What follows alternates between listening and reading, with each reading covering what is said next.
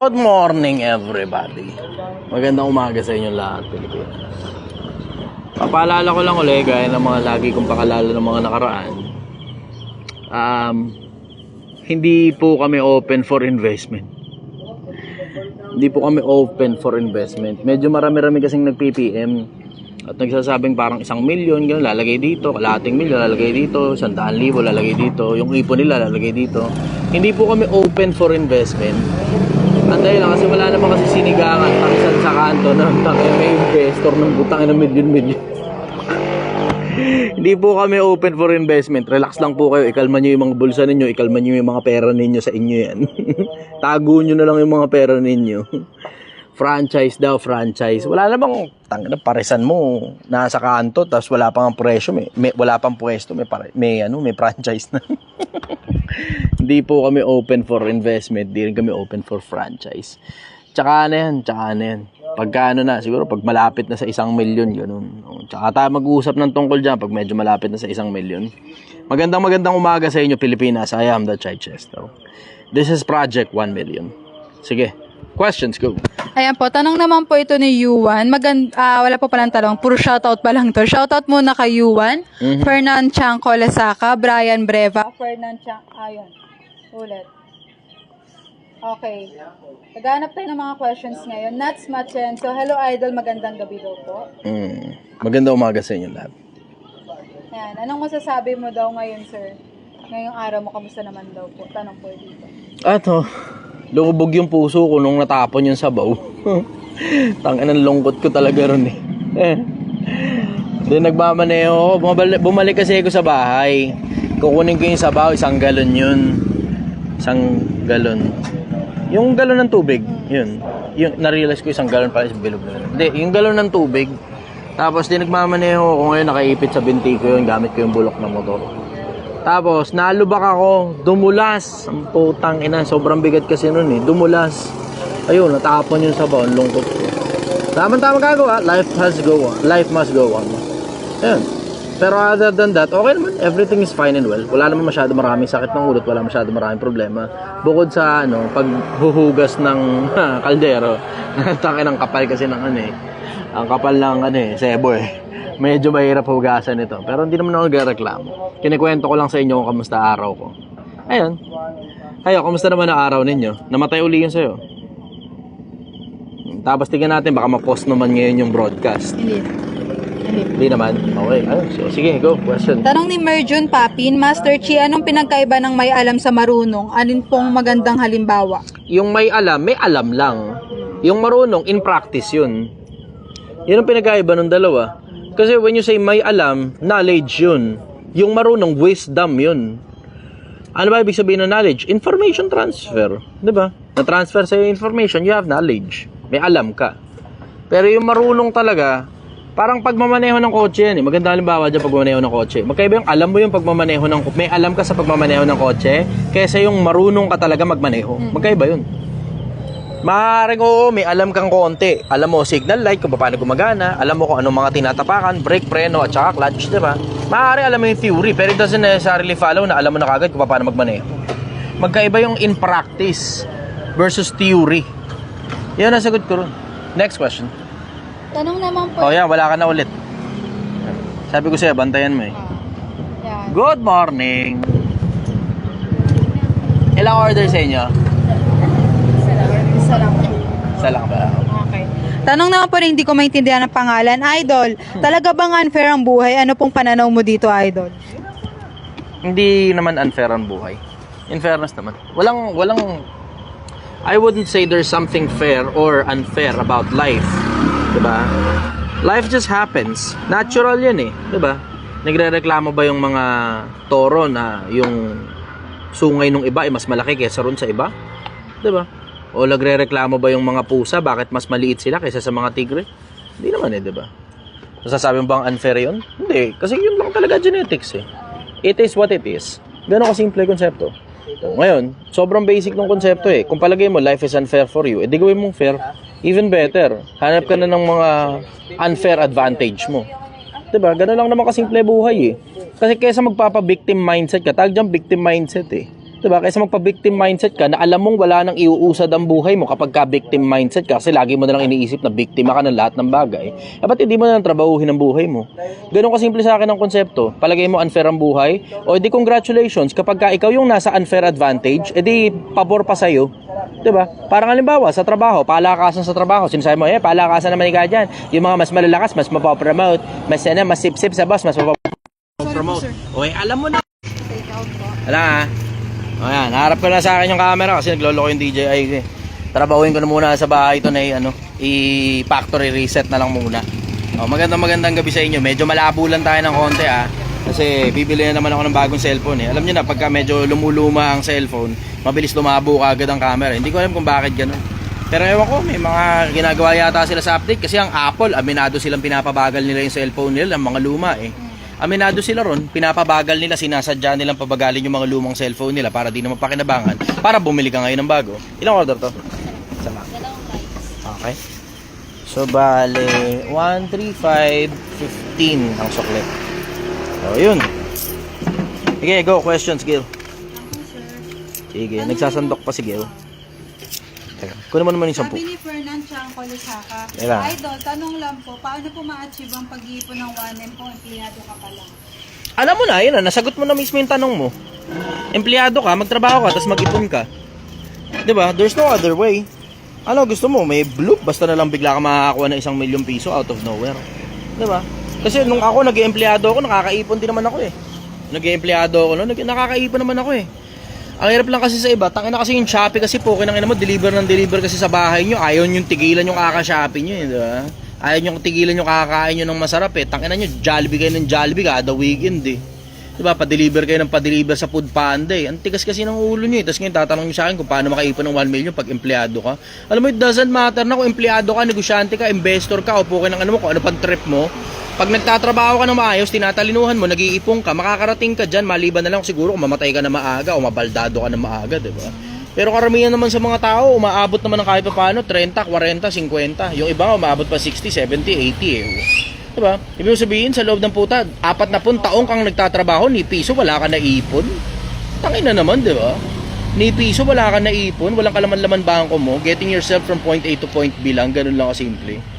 Ganun lang, takin na paycheck to paycheck ka. Hirap kasi sa inyo puta, nanliligaw kasi kayo, nagjojowa kasi kayo, nag-aasawa kasi kayo, nang wala kayong kapera-pera. Tapos pag nagkaanak ka ngayon, sasabihin mo ngayon, kasalanan ng gobyerno. Tangina, wag tayo mag-uululan. Sige, yun ang sagot ko ron. Talinuhan nyo, tabaan nyo utak nyo, trumabaho kayo ng gusto, tapos mag-ipon kayo. Ganun lang naman ang paraan Kahit empleyado ka pa, kahit negosyante ka pa, alam mo, it doesn't matter naman Simple ang konsepto, hindi na rin importante kung empleyado ka o negosyante ka. Pag maluho ka talaga, tangina, lalagapak pa rin ang finances mo. At halos lahat ng tao ganyan. Hindi nyo napapansin, mas marami yung mahirap kaysa sa mayaman. Bakit? Kasi mas marami kasi yung mga maluluho kaysa sa hindi Diba? Ngayon, ano yung sasabihin mo ngayon? Bla bla, kasalanan ka ng gobyerno. Kasi talaga ba kasalanan ng gobyerno? Ba't sa lahat ng bansa, kahit gaano pa kaganda gobyerno, laging may mahirap? Diba? Kahit gaano pa kaganda yung bansa, bakit laging may mahirap? Yun. Next question. Ito sir, open ko lang. Tanong ko ni Normie Garcia Aram, may tanong po ako master, bakit pag minahal mo yung isang tao nagpapatotoo, bakit sa lolokohin ka niya, posible po ba tayo nasasakal sila kaya gano'n? Nasagot mo na yung sarili mong tanong. Kung ang iniisip mong dahilan, nasasakal sila, o baka nga talaga nasasakal sila. O baka naman kasi wala ka pang masyadong, baka wala ka pa kasi masyadong experience sa pagjojowa, tapos puro ka sablay, diba? Baka naman kasi yung pinipili mong jowain, nakarami na ng jowa, tapos hindi ka lapat sa standard niya. Diba? O baka wala kang pera. O baka hindi ka masyadong pogi, 'di ba? O baka wala ka talagang maipagmamalaki, 'di ba? Wala kang edge, wala kang competitive edge kumpara dun sa ibang mga tao. Kasi huwag mo kakalimutan, bago ka magustuhan ng kahit na sino, kailangan may kagusto-gusto muna sa iyo. Pag walang kagusto-gusto sa iyo at basta ka na lang nagustuhan, pagdating ng panahon, baka may tendency iwan ka rin 'yan. 'Yun. Next question Ay, ano to? po. Tanong naman po ni John Isang Paul order lang to. Seriola. Dalawang order to. Boss, anong may papayo mo sa mga gustong magsimula ng business? Alamin mo muna kung pan-negosyo ka. Audit mo muna sarili mo. Audit mo muna sa psychology mo. Audit mo muna skill set mo. Audit mo muna finances mo. Audit mo muna disiplina mo. Una mo muna alamin kung pang-negosyo ka ba. Kasi, alam mo, yan yung hindi natin pinag-uusapan sa usaping pagnegosyo. Hindi natin pinag-uusapan kung pang-negosyo ka ba o pang-empleyado ka lang. Paano mo malalaman kung pang-empleyado ka lang? Brother, pagka hindi ka self-managing, kailangan mo pa ng magmamando sa'yo bago ka makakilos. Yun, isa sa mga indicator pang-empleyado ka lang talaga. Bakit? Kasi pag nagsimula ka ng negosyo, di mo kaya manage yung sarili mo. Ang magiging ending lang yan, tatamarin ka lang. Tapos tinatamad ka magnegosyo, bla bla, tinatamad ka magbenta, tinatamad ka ganto, tinatamad ka kumuha ng leads, tinatamad ka kumuha sa supplier. Bakit? Kasi kailangan mo na magmamando sa'yo eh. Dalawang order to, ano? Papa. Okay. Walang rice. Walang rice. Okay. Bale, 220 ang sukli, 280. Yun, alamin mo muna, alamin mo muna kung pang negosyo ka ba talaga. Kasi may mga tao pang empleyado lang talaga. Wala namang masama ron eh. Yung mga taong kailangan pang bantayan lahat ng kilos nila kung tama ba yung ginagawa nila o kung may kilos ba sila at all. Kasi may mga tao straight out tamad eh. Pag yung mga ganun pinapagnegosyo mo, ay putang ina mo, yan ang pinakamadaling paraan para ubusin mo lang yung inipon mong pera. Una mo munang alamin kung pan-negosyo ka ba. O, marunong ka na ba mag-handle ng finances mo? O baka puta, lahat na lang ng perang kinikita mo, pinambababae mo, pinangiinom mo, pinanlalamierda mo, pinasya-shopping mo, tanginang yan, pinanti-tiktok, yellow basket mo, di ba? Yun, alamin mo muna kung pang negosyo ka ba o pang empleyado ka. Yun muna unahin mo bago ka magtanong kung anong tanong niya? Paano something? Paano magsimula ng negosyo? Bago mo tanongin kung paano magsimula ng negosyo, tanong mo muna yung sarili mo kung pang negosyo ka ba. Kasi kahit ano negosyo simulan mo, pag pang empleyado ka lang talaga, tangina walang pag-asa yan. Kahit ano pang negosyo simulan mo, pag pang empleyado ka lang talaga, walang pag-asa yan. Ganun ka simple. Yun muna ang unahin mong itanong sa sarili mo. You're skipping that part, then that part will keep you doomed. Tanong naman po ito ni Eden Tubog Sales. Bakit po makinis mukha niyo, sir? Hindi ko alam. Sa ilaw lang yata yan. O baka malabo lang talaga yung camera. Hindi naman makinis yung mukha ko rito eh. Ay, tangin mo nga. Kinis nga yung mukha ko Sa camera lang yata yan eh. May mga bukbok yung mukha ko. Hindi nakikita rito. Ewan ko. Ayun pag nilapit ko. O yan, nakikita ko nyo. Diba? O nga no, takin na makinis nga yung mukha ko ngayon ano. O nga no, ewan ko, hindi ko masasagot yung tanong kasi yung sabon ko sa puwet ko, yun din yung sabon ko sa mukha ko, yung tawag safeguard. Ewan ko, hindi ko alam, hindi ko masasagot yung tanong na yun. Hindi ko kasi, tangin na, lalaki kasi ko, hindi ko pinagpapapansin yung mukha ko kung gaano kakinis eh. Wala akong pakialam sa kinis ng mukha ko, ang importante sa akin, mataba utak ko, resultado ko. Yun ang importante sa akin. Sige, next question. Ikaw po, sir.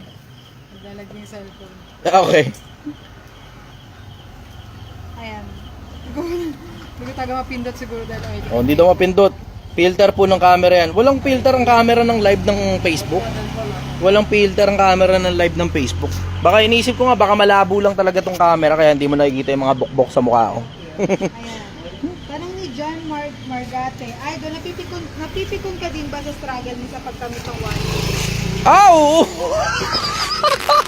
Hindi lang ako nagsasalita. Putang ina, hindi lang ako nagsasalita. Pero putang ina talaga. Hindi lang ako nagsasalita. Tanginang yan. Oo. Ulitin ko, oo.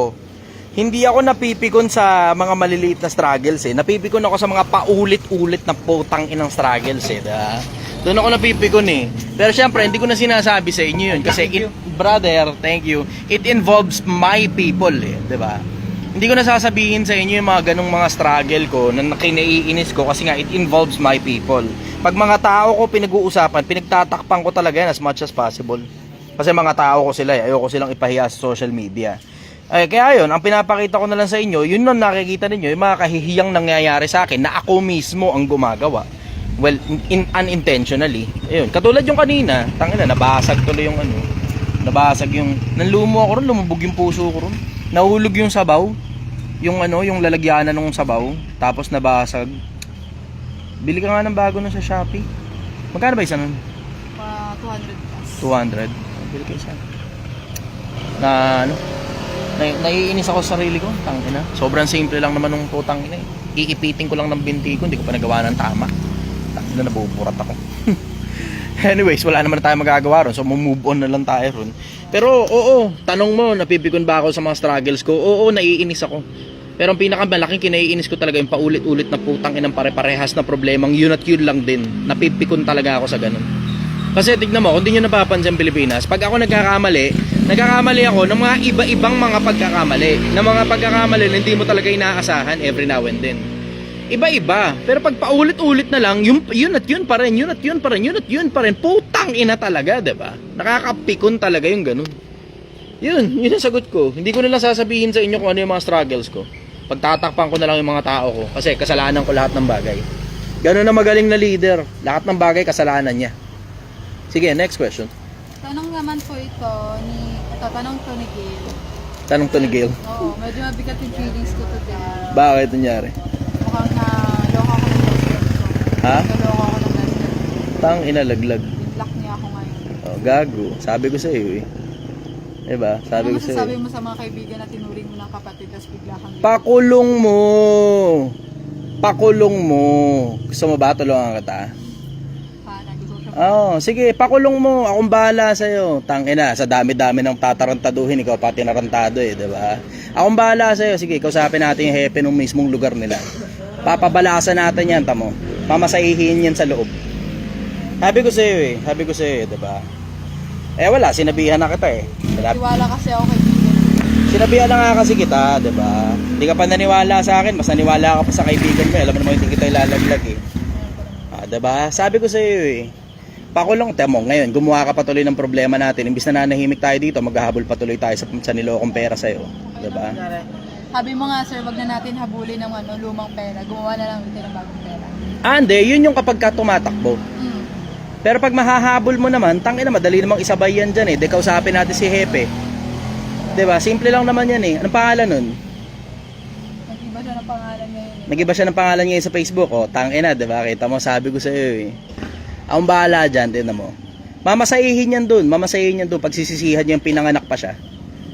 Tangina, sekretary pa ni Chester ang kinanamong ulol ka. Naka-live tayo, ngayon mo pa tinanong sa akin yan eh. Pambira ka naman, sana tinanong mo na lang sa akin off-air. Ayan, patay ka ngayon. Passport mismo, pinakita sa akin. Patay ka ngayon. Pangalan yan? Ano? Lilibet Solano Reniva. Sige. Sige lang, Lilibet. Sige. Kaintindihan tayo ngayon. Nagkamali ka ng kinana, Lilibet. Yari ka sa akin ngayon. Tangina. Yan ang gusto ko. Yan ang mga paborito kong mga tao eh. Yung mga ganyan. Yung mga ayaw lumaban ng patas. Yan ang mga paborito kong tao. Maniwala ka. Hindi na ako magsasalita. Pero tingnan mo, maintindihan mo na lang kung ano mangyayari dyan. Okay, next question. Tanong ni Brixter Contreras Santiago. Boss, laban ka ba suntukan kay Bugoy? Wala tayong papala dyan. Wala tayong pakinabang dyan. At tanong mo ako ng ganyan, kung halimbawa sumagot ako ng oo, ano na pala natin pare-parehas dun? 'Di ba? Ikaw na nagtanong, ano mapapala mo dun? 'Di ba? You get entertainment out of it. Paglipas sa 1-2 buwan, wala na, limot na ng mga tao, pares pa kami nagmukhang gago eh, 'di ba? Pero pag nagdebate kami, ulitin ko, patay na kami, pinapanood pa rin kami ng mga tao. Parehas kami patay na, pinapanood pa rin ng mga tao yung debate namin dalawa. Yun mga importante, yung mga bagay na tabaan ng utak, usaping prinsipyo. Eh, 'di ba? Temo katulad noon, 'di ba? Huwag ka kasing basta na lang naniniwala sa mga tao. O tignan mo nga itsura mo ngayon, 'di ba? Lubog ngayon ang puso mo. Hindi ka kasi naniniwala sa akin. Nahihirap sa iyo eh. Tignan mo, nagtatanong sa akin ng buong Pilipinas tungkol sa mga problema nila, tapos hindi ka pa nagtatanong sa akin. 'Di ba? Yun talaga eh. Walang propetang kinalugdan sa kanyang sariling lupain eh. Ganun lang talaga yun. Walang propetang kinalugdan sa kanyang sariling lupain. Pagka talaga kadikit mo, too much familiarity na, wala na masyadong credibility sa'yo. Ganun lang talaga yun eh, diba? Ganun lang talaga yun eh. Regardless of how much credibility you have in the entire country, mismong mga kamag-anak mo at mga nakadikit sa yung hindi naniniwala sa'yo. Parang yung mga kapatid ni Kristo, yung mga kapatid niya, yung mga babae, hindi naniniwala sa kanya yun eh. Mga kapatid niyang babae. So, sige, next question. Ito, tanong naman po ni John Eric Calago Benacosa, anong dapat gagawin sa GF na nagagalit dahil di binibigyan ng allotment kasi sa parents na pupunta ang allotment? GF na nagagalit? Hindi naman obligasyon ng lalaki na sustentuhan yung GF niya. Hindi ka naman asawa eh. GF na nagagalit? Tangina, ngayon pa lang, ilaglag mo na yan. Diretsahan lang tayo, ngayon pa lang ilaglag mo na yan. Ota, girlfriend ka pa lang, demanding ka na sa pera. Lalo pa yan kapag ka naging asawa yan. Tang inang yan. Puta, allotment pa, no? Allotment pa. Nag-a-abroad yan, nagbabarko yan, kaya tinawag na allotment, no? Nagbabarko. Yan. Tang ina. Ako, diretsahan, Brad, laglag mo na yan. Sasakit la ulo mo dyan. Kaya ka lang ginawa niyan dahil sa pera mo, diretsahan lang tayo. Kaya kanyang ginawa kasi alam niyang seaman ka, alam niya kasing kumikita ka ng malaki, alam niyang para sa putang inang jowa yung allotment. Diretsahan lang tayo, Brad. Kaya ka ginawa niyan dahil sa pera. Laglag mo na yan. Pumili ka ng iba, yung hindi mo kang pera. Pumili ka ng iba. Kasi tignan mo, ang babae, sulit gastusan niyan kapag hindi mo kang pera. Pero pag ang babae mo kang pera, tangina, pagka namulubi ka, lalayasan ka rin yan, iiwan ka rin yan. Ang laging magiging ending niyan pagdating sa dulo, ikaw mukhang gago. Iiwan mo na yan, laglag mo na yan. Ang dami-daming pepe sa mundo eh. Nang tiyatsaga ka sa isang piraso, tangina. Sige, next question. Kada lapag nga ng barko nyo, tangina, kaaminin nyo na kada nga lapag ng barko nyo, may sumasampad yun eh. Diba? Sige, next question. Ito, tanong naman po ito ni Jensen Baduria. Idol, ang consciousness ba natin dito sa mundo ay kapareho din ba sa kabilang buhay? Hindi ko masasagot yun. Hindi ko masasagot yun. Hindi ko pa alam kung ano yung tsura doon sa kabila eh. Kasi alam mo ito eh, ang lawak kasi ng usaping consciousness. Sobrang lawak niyang usaping consciousness kasi kahit mga starfish may consciousness eh. 'Di ba? Oo, kahit mga starfish may consciousness. Meron silang ang tawag, anong tawag dito? Hindi instincts ang tawag doon eh. Yung natural na, pwede mo siguro sabihin instincts eh. Pwede mo sabihin instincts. Kasama sa parte ng consciousness ang instincts eh. So in a sense, merong instincts ng starfish. Kasi alam nila kung paano bumalik ulit sa tubig. Alam nila paano bumalik sa tubig. Alam nila pag nasobrahan sila sa araw, mabibilad sila, mamamatay sila. Alam nilang sisip-sip sila sa barko para yung barko kasi kanina sa bato para makakain sila, 'di ba? O kung ano man, bla bla, etc. Alam nila eh. 'Di ba? So merong basic instincts yung mga hayop na yun, na ang instincts ay parte ng consciousness. Isipin mo na lang yung konsepto na nag-uusap tayo ng consciousness ng mga tao na sobrang komplikado. Hindi ko alam kung ano magiging itsura ng consciousness sa kabila. Hindi ko alam kung ano magiging itsura ng consciousness dun. Kasi tignan mo, yung consciousness natin ngayon in relation dun sa boundaries ng limitation natin, ng katawan natin. Na, consciousness, alam mo na kagad dahil sa consciousness mo, dahil din sa limitation ng katawan mo, alam mo na hindi ka dapat humawak sa apoy o sa kahit na anong bagay na mainit. Alam mo na yun eh. 'Di ba? Bakit? Kasi masasaktan yung katawan mo, tapos pag nasobrahan yung sakit ng katawan mo, mamamatay ka. Alam mo yun eh. Pero pag natanggal ngayon ang katawan mo, ano ngayon ang itsura ng consciousness mo dun? Hindi ko na masasagot yun. Hindi ko kayang sagutin yan. Kasi even the most elaborate books sa consciousness, na yun nga yung mga spiritual books, hindi rin naman napapaliwanag ng buong buo, as in 100% yung paliwanag tungkol sa consciousness eh. Hindi rin pinapaliwanag ng buo eh. You have to consider as well na isa sa mga dahilan kung bakit hindi pinaliwanag ng buo, o baka hindi dahil baka yun ang dahilan kung bakit hindi maipaliwanag ng buo sa mga tao, kasi yung mga libro na yun, na mga lumang libro, mga matatandang mga libro na, and yung kung sino man na nag-download nun sa mga isip ng mga tao para maisulat nila yung mga libro na yun, kailangan mo ngayon na i-level yung level of intelligence mo dun sa intelligence nung mga tao na kausap mo na susulat ng libro. Ano ngayon na ibig sabihin? You have to dumb it down para maisulat nila. Pero kung kukomplikaduhin mo yan, it may involve numeric figures, it may involve numbers, tapos na baka hindi na ngayon maintindihan nung magsusulat kung ano ba mga pinagsasabi mo, hindi niya kaya tuloy isulat. 'Di ba? Halimbawa na lang, yung pi.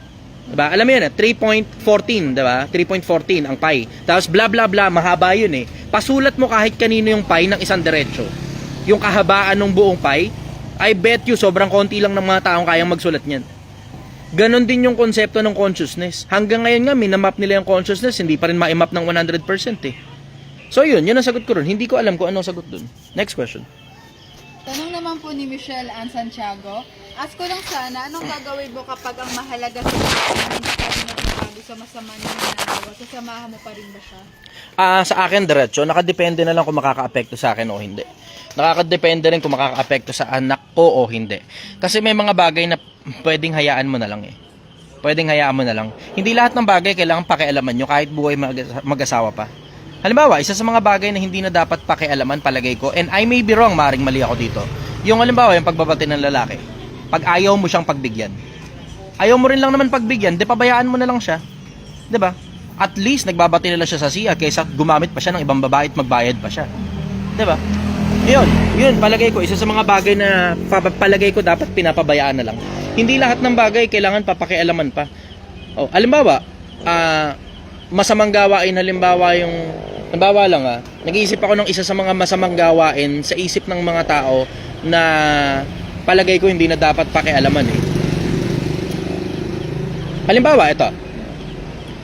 Pagka pumaparada halimbawa ang kotse, ito out of the usual na ito eh. Pero pag halimbawa, yung asawa mo ipaparada yung kotse sa kalsada dahil pagod na siya, mabuting gawain ba yun?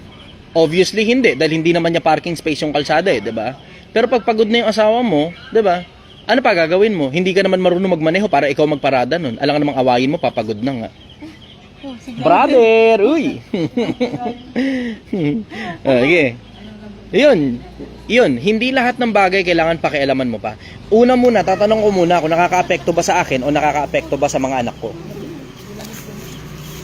Yun ang ano ko doon. Yun ang sagot ko doon. Next question. Sabi ni Jason Flores Kababat, Idol, sana may tinda kayo throughout the night after namin mag-basketball. Anyways, naglalaro ka ba ng basketball? Dati, oo, pero hindi naman ako masyadong naging magaling sa basketball eh. Unang-una dahil maliit lang ako eh. Kasi tinatarantado pa ako ng mga tao. Iniisip nila bakla ako. Nung bata ako, kaya alam mo yun, sa basketball court kasi kung tinatarantado nun eh, kaya hindi ako masyadong, inaasar nila ako si Jackal daw eh. Oo, kasi bakla daw ako, bakla. Nung mga panahong bata ako, sometime around parang, kung di ako nagkakamali, 9, 10, 11, basta before teenage years ko, hindi ko alam kung bakla ba ako o lalaki ako eh. Hindi ako sigurado. Bakit hindi ako sigurado? Kasi inaasar akong bakla eh. Ngayon, syempre, kung inaasar akong bakla, tas masyadong maraming nangaasar sa akin ng bakla, iniisip ko, nung mga panahon na yun, syempre, kulang ka pa sa information eh, diba? So, iniisip ko na baka totoo talaga. Iniisip ko yun. Kasi, hindi ko naman alam kung anong indicators ng pagiging bakla eh. Basta ang alam ko lang, pumapatol sa kapwa lalaki. Hindi naman ako nagkakagusto sa kapwa lalaki eh. Pero hindi ko naman alam kung ano itsura nun ng, alam mo yun, hindi ko alam kung ano itsura ng batang bakla nung mga panahon na yun. So inaasar nila ako, iniisip ko tuloy, baka bakla nga talaga ako kasi masyado ng maraming tao yung nagsasabing bakla ako eh. Pero umamin ka. Hindi ako bakla, wala akong duda sa pagkalalaki ko.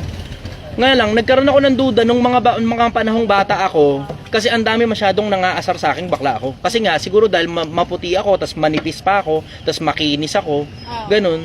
Yun, inaasar nila ako bakla. Pero wala akong duda sa pagkalalaki ko ngayon, nasigurado ko yun nung 16 ako. Kasi may nanliligaw sa akin na bakla nung 16 ako. Hindi ko talaga matiis eh. Hindi ko matiis. Pakiramdam ko noon, parang ang nanliligaw sa akin kapatid ko. Twisted yung pakiramdam ko. So yun, dun pa lang, nung pagdating ko ngayon ng 16, wala na akong duda sa sarili ko. Wala akong duda sa pagkalalaki ko. Doon ko lang nasiguradong wala talaga akong duda. Kasi may nanliligaw sa akin na bakla, na pogi yung bakla Pogi hindi pangit na bakla ito Pogi yung bakla. Tapos, ang pakiramdam ko nun, twisted kasi parang pakiramdam ko, kapatid ko yung nanliligaw sa akin. Ganun yung pakiramdam ko. Dun, nasigurado ko wala talaga akong duda sa pagkalalaki ko. Anong aling usapan? Tanginan yan. Halimutan ko. Ako din eh, nag-enjoy ako sa kwento mo eh. Ayo. Ito na lang, tanong ni... Narinig ka kaya dito? Baka, rinig naman ako eh. Hindi, nahawakan mo yan. Wala naman ako receiver dito. Ayun lang. Tinanggal ko na nga yung receiver eh. Tinanggal ko na yung receiver. Kaya nakamay ka pa din pala. Oh, hindi. Tinanggal ko na yung receiver kasi nga, naglolo ko nga. Kasi di aayusin ko pa tuloy ito ngayon. I-re-restart ko, factory reset ko pa eh. Naririnig nyo naman ako eh, diba? Maayos naman yung sound. Oy, shoutout daw, Chef Anthony Ang. Oy, abangan nyo Chef Anthony Ang, may yung sinigang na to, idadagdag niya sa menu niya dun sa restaurant niya. Abangan nyo to, abangan nyo. Yung sinigang na to. Siya naman kasi gumawa talaga nito eh. Siya gumawa nitong sinigang na to eh. So, siya gumawa nito, tapos binigay sa akin yung recipe. Tapos ngayon, pinakikinabangan natin pare-parehas. Yun. So, kapag halimbawa, dinagdag na to ni Chef Anthony Ang, suportahan nyo din siya. Suportahan nyo din siya. Sa Quezon City to, sakto. Yung mga taga Quezon City, pwede dyan kayo kumain. Pwede dito, bahala na kayo kung saan nyo gusto. Sige, go. Next question. Tanong ni Ichi Boy with Ichi. Good morning, Utolchi. Ask ko lang po kung totoo bang magkaiba ang US at USA dahil sa pamumuno ng mga Rothschild family sa Amerika. Salamat po sa pagsagot. Hindi ko alam specifically dun sa US at saka USA, pero may balita ako na ang mga Rothschild hindi naman na ganun ka-powerful sa Amerika. Hindi na raw sila ganun ka-powerful sa Amerika. May ganun balita ako.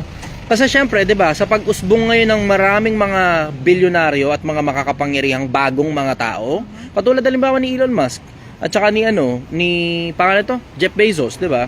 Yung mga pinakamayamang tao sa mundo, you have to consider na ang power nung mga Rothschild nadidilute na. Nadidilute na. Tsaka hindi naman na, kumbaga, yung tatay nila, baka yun yung isa sa mga pinaka-powerful, tapos yung mga anak, 'di ba? Pero yung ilan dun sa mga Rothschild nangangamatay na eh. So wala ka nga yung assurance kung gaano ka-powerful yung mga apo nung mga naglabas dun sa mga yun. Hindi mo sigurado kung gaano kayaman kung gaano ka-powerful pa yung mga apo eh. Oo, powerful pa rin sila. Pero hindi na katulad nung dating tangina matitindi yung mga control nila sa gobyerno. Yun ang sagot ko ron. Tanong naman po ito ni Dawkins Aquino. Lord, saan ang mas okay magnegosyo na mag-isa o may kasosyo? Gusto ko madinig insights mo. May mga naiisip akong mga negosyo na alam kong kaya ko mag-isa pero parang pinipili ko magkaroon ng kasosyo. Nakakalito. Ako personal preference ko mas prefer ko na walang kasosyo. Ayoko nung may kasosyo. Masakit sa ulo. One way or the other, meron sa inyong tatamarin. One way or the other, meron sa inyong magbabarat. One way or the other, meron magiging problema sa ugali ninyo. One way or the other, may pag-aawayan kayo. Sa akin, mas masakit sa ulo. Magsimula ka na lang ng negosyo nang ikaw mismo mag-isa. Lalo na, tinatanong mo sa akin yan, na ibig sabihin yan, wala ka pang experience sa pagnenegosyo. All the more, dapat ka talagang mag-isa. Kasi kung kukuha ng partner, yan ang pinakamabilis na paraan para parehas kayo palo niyo yung ulo niyo sa isa't isa.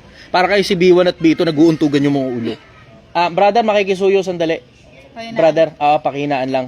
Brother, Justin. hello. Justin. Pakihinaan muna, brother. Naka-live ako eh. Sige, next question. Tanong ni Chen Isa sa mga tao ko, insensitive. Sige, go. Ayan, nawala. Tanong ni Chen Lily Eunice, Idol, ano pong masasabi mo sa mga naka-experience ng domestic violence? And ano ang pwedeng solusyon sa mga father na nalululong sa pinagbabawal na gamot at naapektuhan ng pamilya or asawang babae at mga bata? Parehab ninyo. Yung lalaki, parehab ninyo. Kung ayaw pa rin talagang tumigil at naapektuhan na pati mga bata, iwan nyo na yan. Iwan nyo na yan, laglag nyo na yan. Simple lang naman ang konsepto diba? Simple lang ang konsepto. Pagka mismo magulang na yung sumisira sa mga anak, it's time to leave. It's time to leave. Yung matinong magulang ngayon ang mag-alaga ron sa mga bata. Pero kapag kayo mismong mga magulang na yung sumisira sa mga anak, tangina, susunod na lahi niya, sinisira niya, diba? Susunod na lahi niya, huwag sirahin susunod na lahi niyo. Ganon kasimple. Okay. Save the kids, save the children. So okay lang mawala ng amang anak muna pansamantala. May ama ba talaga? Umaakto pa bang ama? Ang ama, yung taong umaaktong ama. Pero pag ang tao nakakasira na, hindi na ama yan, threat na ang tawag dyan. Diba? Ang ama, yung umaaktong ama. Yun ang sagot ko ron. Ngayon, pwede mo akong, sige, i-word play na hindi naman kaya na sabi ng dictionary. Wala akong pakialam. Wala akong pakialam. Ang totoong tatay, yung umaarteng tatay. Sa akin, simple lang naman ang konsepto. Hindi ka umaarteng tatay, stranger ka. Worse, baka threat ka pa sa pamilya mo. Yun ang sagot ko ron. Tanong naman po ni Arvin Libon Fernandez. Boss, payo naman po, nagbukas ako ng clothing ko dahil sa Project Wine and Life. Ano ka dugtong? Wala? Galingan mo. Medyo mahirap-hirap ang clothing line. Hindi, simple lang naman ang konsepto eh. Pagka yung Project 1M, kaya nga tignan mo, pansinin mo, 3 steps yun di ba? Una, tatalinuhan mo. Pangalawa, tatrabahuin mo. Pangatlo, mag-iipong ka. Di ba? So, kung alam mo kung ano ginagawa mo pagdating sa clothing line, walang problema. Diyan ka na mismo. Kung ano yung mismong kabisado mo na, doon ka bumugbog. May mga iba kasi kamang-mga na, hindi, sumabay ka ako sa Project 1M, papasok ka ngayon sa isang industriya, wala kang malay, parang itong ginagawa ko. Ang pinagkaiba natin dalawa, itong ginagawa ko, na wala akong malay, alam ko na yung disiplina kung paano. Yung mga disiplina ko sa lahat ng mga naunang mga negosyo ko, yun ngayon yung ginagamit ko rito. Na tumatrabaho ako ng gusto, bumubugbog ako ng gusto, marketing ng gusto, etc. Nakikita niyo naman kung paano ginagawa ko, di ba? Nahulog yung sabaw. Kahit nabubuisit ako, ayoko na i-upload sa social media dahil lubog nga yung puso ko ron. In-upload ko pa rin. Kasi kailangan nyo makita yung mga sakit ng ulo ko. Yun. Nakikita nyo kung ano ginagawa ko, di ba? Tinatalinuhan ko, tinatrabaho ko, iniipon ko yung pera. Ganun ang ginagawa ko. Kaya papasok ngayon sa isang industriya, tapos halimbawa, wala kang malay sa industriya. Katulad halimbawa ng pagko-clothing. Kung hindi mo alam kung ano ginagawa mo sa pagko-clothing, nagawa mo. Diba? Pero kung kabisado mo na pagko-clothing, ba't magbubukas ka pa halimbawa ng iba? Kung clothing talaga ang kabisado mo. Diba? Kung ano yung kabisado mo, talinuhan mo. Kung ano yung kabisado mo, talinuhan mo. Ngayon, papasok ka sa isang industriya hindi mo kabisado, mag-research ka muna ng husto. The fact na nagtatanong ka sa akin kung ano tip ko sa iyo, ibig sabihin yan, hindi ka pa nakakapag-research ng gusto. O baka pangalawa, gusto mo lang talagang marinig yung insight ko tungkol sa clothing line business. Ngayon, ito masasagot ko sa iyo tungkol sa clothing line business. Ang clothing line business sa mas madalas na pagkakataon, and I may be wrong, nabubuhay yan dahil dun sa mga konsepto na nabubuo na ginagawa nila ng clothing. Bawa, hip-hop scene, di ba? O hip-hop scene. Ginawan mo ng clothing line ng hip-hop scene. Ang mga mabebentahan mo dyan, yung mga nasa hip-hop scene din. Halimbawa, rakrakan, rakista, di ba? Gumawa ng clothing line para sa mga rakista. Ang mabebentahan mo dyan, yung mga rakista rin. Pumili ka ng tema. Kasi yung tema na pipiliin mo, dapat meron ng market dun. Pagpili mo ng tema, meron mo ng mga taong tumatangkilik dun sa tema na yon na pinili mo lang, hindi mo inimbento. Pinili mo lang yung tema na yon, may mga taong tumatangkilik na dun, tapos dun ka ngayon sa kanila gumawa ng mga damit na lapat dun sa tema nila, tapos sa kanila mo ibenta. Yun ang suggestion ko sa inyo. General Matters lang isasuggest ko sa inyo dyan. Kasi wala naman akong clothing na business eh. Ang pinakamaganda palagay ko na reference para dyan, yung si, pangalan to? Hindi. Oh, si Parak isa. Oh, si Parak isa. Parak, tama, Parak. Isa pa, si Uniprint. Uniprint. Tapos si yung mentor ni Josh Moy, kapalan nun?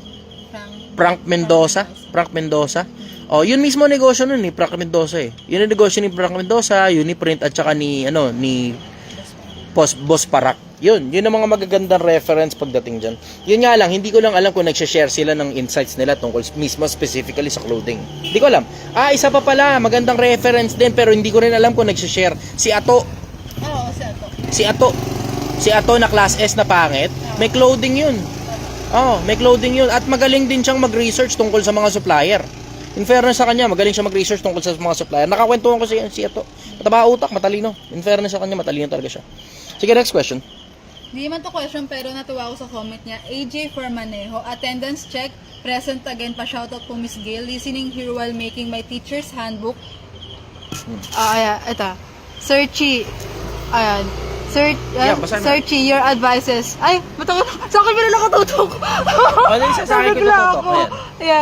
Ayan, Searchy, your advices push me to establish this school. No doubt na talaga. Thank you for inspiring me. Ayun, ayos. Kung ano yung kabisado nyo, banato nyo na. Galingan mo. Hindi pa kita i-congratulate kasi nagsisimula ka pa lang. Ang congratulations niya sa graduation. Hindi sa enrollment. Ayun. Sige, next question. Ayan. Galingan mo dyan. Medyo masakit-sakit sa ulo yan. Medyo madugo-dugo yan. Pero if you can pull it off, matindi-tindi yan. Tanong naman po ni Patrick Isaac. Question. Alam mo, teka muna. Maisingit ko lang Hold that thought. Mas maigi pa nga yung ganun magtayo ka ng legit na eskwelahan kaysa ro sa ginagawa ng mga hindot sa social media na nagtatayo ng university pero wala man lang approval ng CHED, wala approval ng TESDA, wala approval ng kahit na sino. Bukod sa business permit lang meron sila. Mas maigi pa yung ganyan, magtayo na lang talaga kayo ng totoong eskwelahan, ipa-approve nyo sa DepEd, ipa-approve nyo sa CHED, ipa-approve nyo sa TESDA, bala na kayo. Basta gobyerno nag-approve kaysa ron sa mga siraulong tangina pinagbebenta sa social media, yung mga courses nilang puro kaululan lang naman ang laman. Sige, next question. Ayan, nawala yung tanong dito pero na-screenshot ko naman. Good, galing. Ayan, wait lang po Ayan, may tanong po dito, galing naman po kay Beth Manalo. Idol, anong masasabi nyo sa may mga sariling pamilya na pero nasa pudar pa rin ang magulang? Kung wala naman kayong conflict, palagay ko okay lang yun.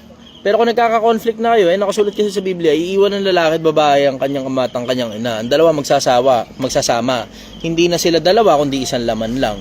Nakasulat sa Biblia yun iiwan ng lalaki at babae ang kanyang ama at ang kanyang ina. Masakit sa ulo kasi kapag nandyan nakasama, nakapisan sa biyanan. Masakit sa ulo yung nakapisan sa biyanan. Mas maigi kung trip ninyo, kung hindi kayo, alam mo, ganito as long as walang sakit ng ulo, as long as walang problema, walang issue ron. Walang issue ron. As long as walang problema, pag nagkakaproblema na at masakit na sa ulo at hindi na kaya resolbahin, palagay ko dapat bumukod na kayo. Bumukod na. Sa akin nga, even better bago pa magkaroon ng problema, bumukod na. Pero ulitin ko, kung gumagana naman sa inyo yung ganung sistema, who am I to judge you? Diba? Yun ang sagot ko ron. Next question. At tatanong naman po ito, lang po saan na po? Nilagay ko dito. Tanong po ito ni Patrick Isaac. Question, anong pipiliin mo, idol? Bansang mahirap na may kalayaan o bansang mayaman sa kamay ng mga dayuhan? Salamat, idol. Sana mapansin mo.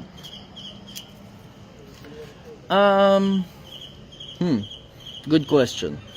Long term kasi ako sa mas madalas na pagkakataon kaysa short term Mas pinipili ko long term kaysa sa short term So pipiliin ko yung bansang mahirap na may kalayaan kasi kaya mong payamanin yun Pero ang hirap kasi magpaalis ng banyaga sa bansa mo Lalo na sa panahon ngayon pag nakubkob yung bansa mo, tiway ka. Ang hirap ng paalisin nun. Ang hirap na. May hanggang ngayon every now and then pag nagkakagera, may mga bansa na nawawala na sa mapa. Pag natanggal na sa mapa yung bansa mo, laglag ka na. Wala na. Tangina, ang hirap nang ibalik nun. Paano ngayon magiging guerrilla kayo sa sarili nyong bansa? Ang hirap nun. Mas masarap yung sarili mo pa rin bansa. At least, 'di ba, yung mga politiko nyo dun, sarili nyong mga politiko at hindi in-install ng kung sino mga ibang gobyerno. Yun ang sagot ko ron. Next question. Tanong naman po ni Cleamo. Sabi niya, ano po bang history ng The Chichester Gang? Hindi ko masasagot yan. Tignan nyo na lang dun. Alam nyo naman kung saan nyo na nakita yan di ba? Alam nyo kung saan nyo nakita yan. Syempre, I invoke my right to self-incrimination. I invoke my right to self-incrimination. At tignan mo, may madadagdag ng bagong history nun. Yang tumarantado na naman sa'yo. Gusto nyo yan paalam. Medyo masakit. Gusto nyo yan di ba? Nakita mo na nga di ba? Gil, umaangat ka na. Papaalala ko lang uli sa'yo, umaangat ka na, sekretary na kita. Hindi na ikaw yung dating estudyante dun sa kung saan mang hindi kilalang eskwelahan na ang mga kakilala ko mo mga hindi rin kilalang mga tao. Didikitan ka talaga ng mga linta, tatarantaduhin ka talaga ng mga tao pag hindi mo tinigilan yung kakapaniwala mo sa mga dating mga kaibigan mo. Diretsahan lang tayo. Didikitan ka ng mga linta, tatarantaduhin ka ng mga tao pag hindi mo tinigilan yung kadidikit mo sa mga lumang kaibigan mo. Okay yun, mga lumang kaibigan. Best friend, tignan mo ngayon ginawa sa'yo ng best friend mo. Inulul ka. Kano rin yun, 9.5 din yun. Tangina, diba? Gago tamo, tingnan mo, babalasahin yan dun sa loob. Madali yan. Simple lang yan. Alam mo naman kung saan nakatira yan diba? Hindi na po Paiba-iba sila ng bahay lang. Ay wala na, lalong mahirap. Titiway ngayon. Tamo. Yan ang sinasabi ko sa'yo. Hilig mo kasing magtiwala dun sa mga pinagsamahan nyo dati. Huwag mo kakalimutan, yung mga pinagsamahan nyo dati, ibang tao na yan ngayon. Ibang tao na yan. Ginawa niya na sa iba yan. Regular na gawain na yan. Diba? Sinasabi ko sa'yo Ayan. Mas madali pa kasing magtiwala sa total stranger kaysa sa mga taong kaibigan mo. Ingatan nyo sarili nyo. Alam mo, sabi sa sabi sa 48 Laws of Power, na kinabisado mo, 'di ba? Beware of your friends, make use of your enemies. 'Di ba? O ngayon, nadali ka ngayon ng best friend mo. Pangalan nun? Lilibet. Lilibet, yari ka sa akin kung nakikinig ka man. Sige, next question. Ito, sir. Naglolo ko kasi pero naalala ko yung question ng isa. Ano daw po bang masasabi mo? Blanco ako. Dito na lang po ako magbabasa. Ayan. Boss Chichester, anong mabisa para maging matalinghag at mabilis matuto sa informasyon at di magiging makalimutin sa mga bagay-bagay? Hindi mo na kailangan maging matalinhaga pa. Hindi na masyadong uso yung tali-talinaga. Ang dahilan lang naman kung bakit ganito ako magsalita kasi mahilig ako magbasa ng mga lumang libro. Nahahawa lang ako sa mga lumang libro Pero hindi naman na kailangan na halos yun sa panahon natin ngayon. Hindi na masyadong kailangan yung tali-talinaga pa. Pahirapan. Alam mo, itong panahon na to, ito na yung mga, dati kasi uso yung mga tali-talinaga diba? Yung ano ba ibig sabihin ni ganitong tao dun sa ganung bagay na sinabi niya. Diba? Madalas uso yun, nung mga unang panahon uso yun dati. Ngayon hindi na masyadong uso yun. Ngayon pag hindi ka naintindihan, magmumukha ka ng gago. Hindi ka naintindihan, wala, deadma ka na. Hindi na nila iisipin yan. Tangina wala nang nag-iisip. Tingnan mo, sa sobrang bobo nga ng mga tao ngayon, nakita lang ako na nagbubuhat ng bigas. Yun lang, nakita lang ako na nagbubuhat ng bigas. Tapos ang comment, tangina mo, mahirap ka pala. Naniwala ako sa inyo, akala ko mayaman ka. So ang credibility pala nanggagaling sa pagiging mayaman, hindi sa pagiging tama. Tangina, no? Tingnan mo kung gaano ka bobo na ngayon ng mga tao. Nakita lang ako nagbubuhat ng bigas. Yun lang, nakita lang nila doon sa Project 1M na page. Nakita nagbubuhat ng bigas. Hindi man lang inalam kung bakit ako nagbubuhat ng bigas. Ang dali ka agad mag-conclude sa kanila. Hindi, mahirap to, mahirap. Hindi mo kailangan na maging matalinaga. Kung gusto mo mag-decipher ng information, ikaw na lang sa sarili mo, gawin mong hobby yan. Parang ako, tulad sa akin, nagde-decipher pa rin naman ako ng mga information eh. 'Di ba? Pero hindi na ako para hindi na para magtiyaga pa akong tali-talinhaga pa. Hindi, tingnan mo, yun nga ang dahilan ko bakit pumutok yung Chichester na brand eh. Bakit? Kasi yung mga komplikado sa isip ng mga tao, pinapasimple ko sa tenga nila. Lumalabas sa bunganga ko, ang simple pagpasok ngayon sa tenga nila. Sobrang simple. O edi ngayon, wala ngayon masyadong problema. Ang dami ngayon nakikinig sa akin. Ilan na ba tayo? 299. Oh, see? 300 na mga tao. Hindi mo alam gaano karaming 300 na tao. 'Di ba? Kayang punuin basketball court niyan. Sige, next question. Tanong ni Eres Jalocan, Lord, saan po kaya galing yung sulfur balls na gumuno sa Sodoma at Gomora? Ay, hindi ko alam. Hindi ko masasagot yun. Sabi nung mga scientifico, meron daw possibility. Kasi possibility lang naman ng malalaman mo ron eh. Kasi kahit nga yung yung asteroid na tumama sa sa mundo nung panahon ng mga dinosaur, hanggang ngayon pinagdidebatihan pa rin yun eh. Yun puta, mass extinction yun sa buong mundo ha. Consider nyo na mass extinction yun sa buong mundo. Ang itatanong mo sa akin, localize lang, Sodoma at Gomora, at saka yung mga nakapaligid na mga lugar doon sa Sodoma at Gomora. Mas mahirap ngayong malaman yan. Kasi yun yung pang buong mundo, nahirapan ng mga scientificong alamin eh. Hanggang ngayon, hindi pa rin magkaintindihan. Ano ba talaga eh. Lalo pa yung localize lang na Sodoma at Gomora, at saka yung mga nakapaligid na bayan. Kasi hindi lang naman, in case hindi nyo alam ha, hindi lang yung Sodoma at Gomora lang. Meron din dyang alam mo yun, hindi lang Sodoma at Gomora yan. Meron din diyang mga nakapaligid na mga bayan. So yun ang sagot ko ron. Wala na tayo dun sa panahon na yun para malaman pa kung anong klase yun eh. Ang mangyayari niyan dahil hindi pa buo yung hanggang ngayon pa naman, hindi pa rin naman buo ang science eh. Pero dahil hindi pa masyadong malawak ang science ng mga panahon na yun, wala namang naisulat eksakto tungkol dun eh, specifically. As in, merong asteroid, blah blah. Basta ang sabi, umulan ng apoy galing sa langit. Diba? Wala, yun lang talaga pwede natin reference. Tanong naman po ito ni Boss sa Boss. Brother, bakit ka may balbas? Muslim ka ba? Pag may balbas, Muslim. Hindi, genetics yan. Genetics yan, pinanganak ako na may ganito talaga na may ganitong gene sa akin. Nasa DNA ko na yan. Pinili ko lang talaga na magkaroon ng balbas kasi cool. Ganun. Kasi bira kasi yung mga tao, lalo sa Pilipinas, napakabira ng mga tao may magandang balbas sa Pilipinas eh. Bakit? Kasi yung mga tao may magagandang balbas, kadalasan genetics yan ng mga taong nandun sa mga bansang malalamig para hindi masyadong lamigin yung mga mukha nila. Yun ang dahilan nun eh kung bakit. Yun ang sabi ni Kuya Kim Atienza. Kanina nag-i-scroll ako, nanonood ako sa kanya eh. Yun ang sabi ni Kuya Kim Atienza.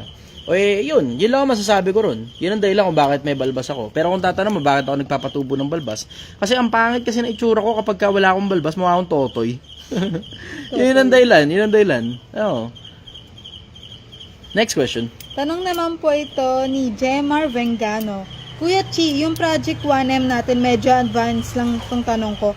Part ba doon yung future upgrades like sariling pwesto, permanent employees, new product, compensation and benefits? Parang typical na traditional business ganun? Oo, kasama yun dun. Kasi doon naman talaga punta nun eh. Habang buhay na lang nandito tayo sa tabi ng kalsada. Hindi naman nagme-make sense yun kung lagi na lang tayo nasa tabi ng kalsada. Mukhang tanga yun. Kukuha rin tayo ng pwesto eventually. Pero papakita ko sa inyo yung tamang timing ng pagkuha ng pwesto pag medyo malaki-laki na market mo. Tapos at the same time, tuloy-tuloy na rin pasok ng pera, tapos stable na din yung finances. Ngayon, unstable pa yung finances eh. Every now and then, may masisira. Every now and then, merong ganito. Every now and then, merong, alam mo yun, may karning mapapanis. Every now and then, may gulay na mabubulok. Diba? Pagka stable na yung proseso, tsaka na kukuha ng pwesto. Yun. Kasi dadagdag sa operating expense mo yun eh. Dadagdag sa OPEX mo yun eh, pwesto. Ngayon, syempre, pag dinagdag mo na ngayon sa bayarin yan, you have to make sure na puta kaya mong bayaran yan. Kasi ang trouble mo dyan na hindi mo gugustuhin, yung puta, okay ka sa kalsada, ang ganda ng pasok sa'yo ng merkado. Tapos paglipat mo ngayon ng lugar, tangina bigla kang tinumal. Nangyayari yun ha. Tignan mo katulad nung kay Zainab, di ba? Yung anong tawag dito? Yung parang kainan niya. Kainan ba yung binuksan niya na yan? Kainan? Nalugi ba yun? Hindi mo sa lugi. O parang medyo Hindi masyadong stable. Hindi mo siya O yun. Brother. Nasabi ko na. Pakihinaan. Oh. Sige. Ayan, tanong naman ni Patrick Isaac, Boss, anong masasabi mo sa mga taong hindi naniniwala sa Diyos gaya ng mga atheist? Kung gumagana naman sa kanila yun, ang trouble mo kasi dyan na hindi mo gugustuhin, yung, okay, sige, sigurado ka, walang Diyos, wala. Meron ba? Wala. Sigurado ka, wala talagang Diyos. Tapos pagdating mo sa kabilang buhay, ina, surprise, bitch. May Diyos pala.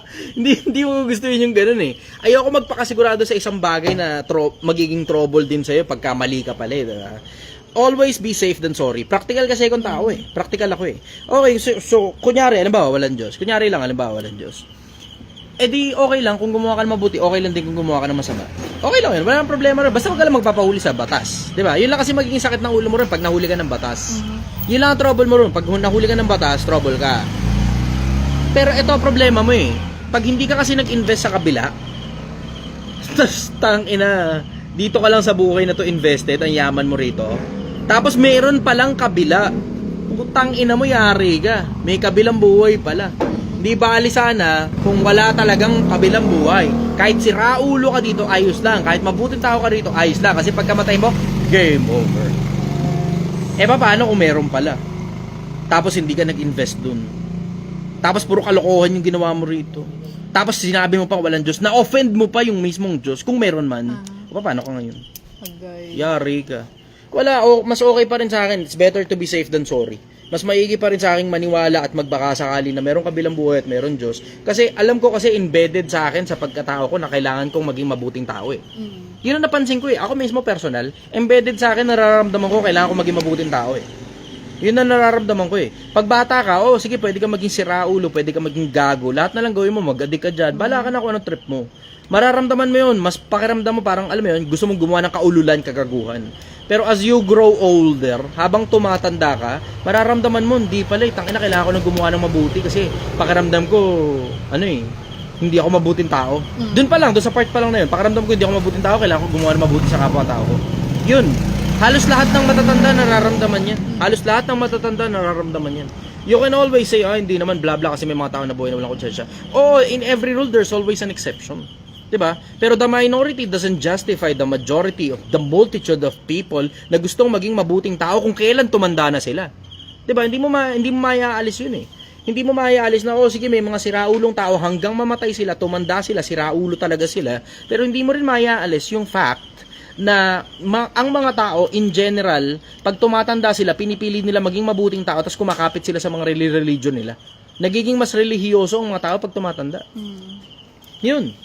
Ngayon, ayokong labanan yung naturalesa kasi yun ang natural para sa akin eh. Nararamdaman kong natural sa akin yun na okay, si Raulong tao si Chester may isang panahon. Pero ngayon, tangina, hindi. Kailangan ko nang gumawa ng mabuti kasi mamamatay na ako. Tangina, hindi ko nga alam kung hanggang kailan lang ako eh. Pwedeng naglalakad ako dyan, nabangga ako ng truck, wasak yung ulo ko, di ba? Pwede yun eh, di ba? Pwede rin namang, alam mo yun, habang natutulog ako dahil nga sinigang nabaka yung tangina ulam natin, alam mo yun, inatake ka sa puso, tapos hindi ka na nagising, ganun, na-stroke ka, hindi ka na nagising. Pwede naman yun eh, di ba? O pwede namang, alam mo yun, siraulo lang talaga yung mga binangga ko in the past, tapos nagpadala sila ng hitman dito para patay na si Chester. Di ba? Pwede yun eh, kahit ano pwedeng mangyari. Kahit anong pwedeng mangyari. Sige, palagay mo na, kunyari, hindi ka madali ng ganun. Pero after 60, siguro 60 years old mo, o 70 years old mo, kung kailan matanda ka na, dun pa lang masisimulan tumigil na yung puso mo, ganun, tapos tumigil na yung utak mo. Diba? Alam mo yun, one way or the other, we're all going to die. Diba? Ayoko magpakasigurado na walang Diyos sa kabilang buhay, na siguradong akong walang Diyos sa kabila. Tangina, paano kung meron? Hindi practical yun, ha? Hindi practical na maniwalang walang Diyos. Yun ang sagot ko ron. Ilang minutes ba tayo? Magpa 1 hour na. Okay, good. Sige, go. Next question. Sabi ni Azrael, kung may Diyos, saan ba siya matatagpuan? Hindi ko alam. Hindi ko masasagot yan. Siya lang makakapagsabi niyan. Ewan ko, hindi ko alam. Iba-iba sinasabi. Iba sa Quran, iba sa Biblia, iba sa Shintoism, Taoism, Buddhism, bla bla, etc. Iba-iba. Hindi ko alam. Hindi ko masasagot yan. Basta ako, doon lang ako sa practicality na, basta na lang lumitaw dito sa mundo na walang dahilan. Diba? Ngayon tatanungin mo ako, okay, sige, bakit ang Diyos ba? Ano ba? Dahilan ba't lumitaw ang Diyos? Hindi ko alam. Hindi ko alam. Basta ang alam ko, ako tao, nag-iisip. Na hindi basta na lang lumilitaw ang mga bagay na, alam mo yun, walang pinanggalingan. Yun ang sigurado ko. Ngayon, kung tatanong mo, saan galing ang Diyos? Hindi ko alam, di ko masasagot sa iyo yan. Hindi ko masasagot sa iyo yan. Basta ang alam ko, ito sigurado ko. Walang bagay na lumitaw, na basta na lang lumitaw, na walang pinanggalingan. Yun ang sigurado ko. Yun. Mas okay na sa akin na maniwala na meron Diyos kaysa wala. Kasi mamaya, meron pala. Tapos malay mo, may gumawa din pala sa Diyos. Hindi ko alam. Pero mas mabuti nang hindi ko ma-offend yung nandun sa kabila, no? Mas okay na sa akin yun. Hindi ko ma-offend yung nasa kabila. I am trying to be a good human being in this life so I can have a good afterlife kung meron man nun. And I'm not trying to be a bad person now. Pwera na lang doon sa tumarantado sa'yo. Alam mo yan, I'm not trying to be a bad person. Ang dahilan kasi ayokong makulong. Diba, gets mo yun? Ayokong makulong. Ayokong mapatay ng kung sino man.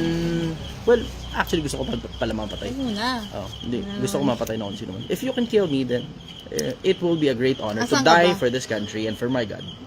Yan. Ayun. Ayoko makulong. Ganun lang. Ayoko makulong. Kasi ang sarap-sarap ng kalayaan eh. Diba? Pero kung alam ba, makukulong man ako dahil, alam mo yun, may tinarantado kong tao na siraulo naman yun. At, diba, alam mo yung wala kasing kumakana sa kanya, okay lang sa akin, makulong ako dun. Kasi siraulo yung putang inang yun eh. Tinarantado mo yung siraulo. Diba? Diba? Alam mo yun, okay lang sa akin na makulong dahil dun. Pero kung makukulong ako, tapos ang dahilan no, kaululan kong sarili dahil sa mga taong tinarantado ko, na mabubuting mga tao, wag na lang. Mas okay na sa akin magbaka sakaling medyo sa kabilang buhay. Mas safe yun. Sa akin, ulitin ko lang, it's better safe than sorry. Mas maigi nang naniniwala kang baka meron kaysa nagpapakasigurado kang baka wala. Sige, next question. Tanong naman po ito ni... Ito, na-screenshot ko ito eh. Sa tanong po niya, ano daw... Ganito to. Elaborate the saying, money can't buy friends, but you will get a better class of enemy. Ayun, binili mo sa friend mo. Pero paano? Masakit. Masakit, heartbroken. Ay, wala eh. Sinasabi ko na sa'yo kanina eh, 'di ba? Mas maigi pang bumili ka na lang kasi galing ng kahit nga. Mas maigi pang bumili ka na lang galing Shopee kaysa sa galing sa tropa mong matagal mo nang hindi nakikita. O tignan mo, inulul ka. Pagkakuha ng pera mo, palit ngayon siya ng pangalan. O gago eh, tangina. Hay buhay. Sige. Tanong ni Ichi Boyben, Ichi, ask ko lang po ulit utol, Chi. Ang ganda-ganda na ng mundo, bakit kailangan magunaw pa? Salamat po, pasagot na lang po. Kasi may mas magandang papalit.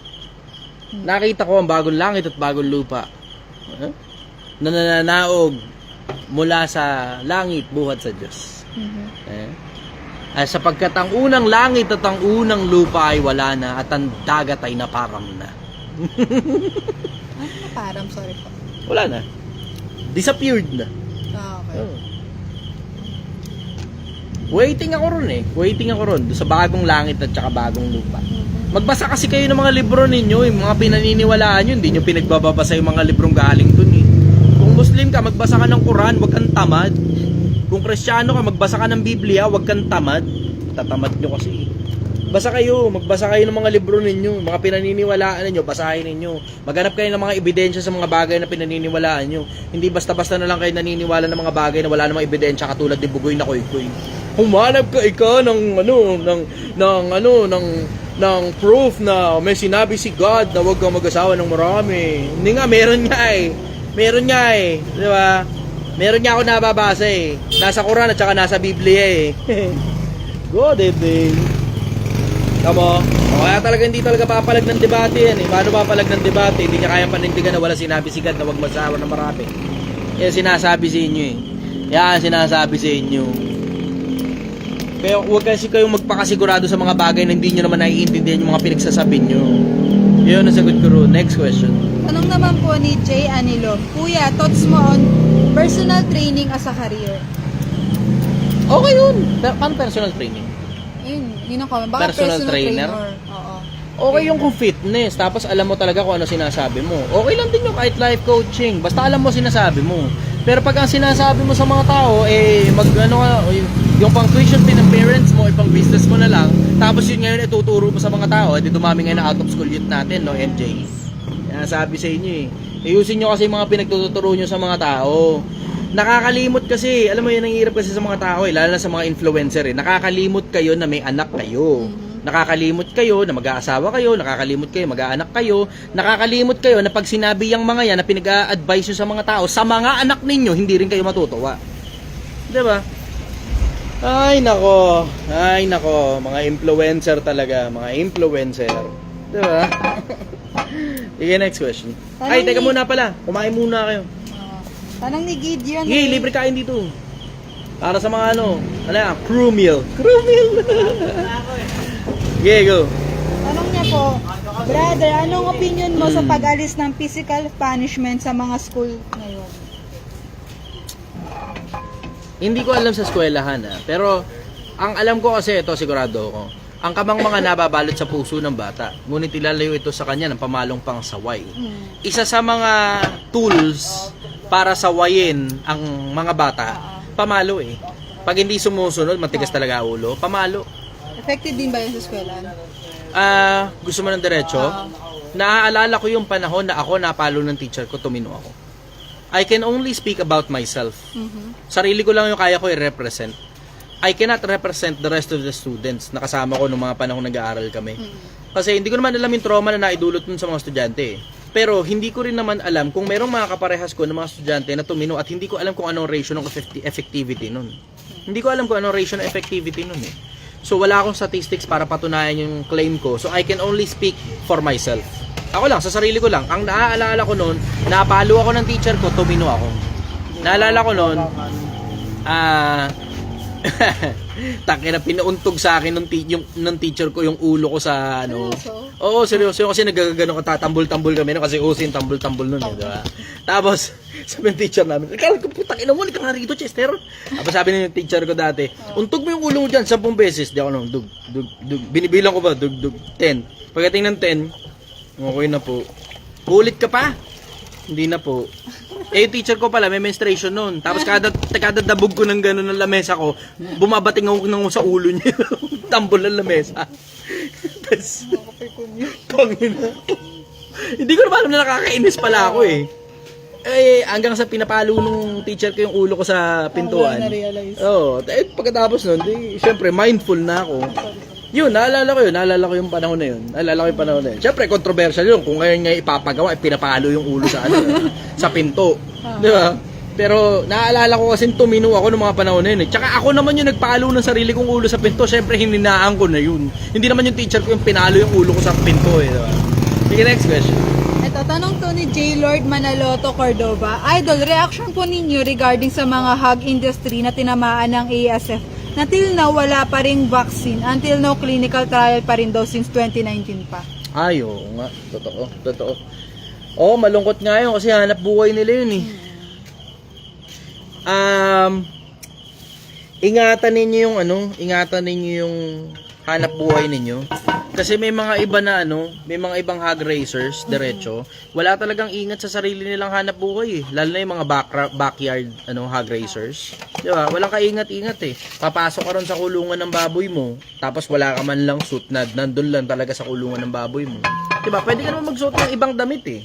Pwede ka magsuot ng ibang damit.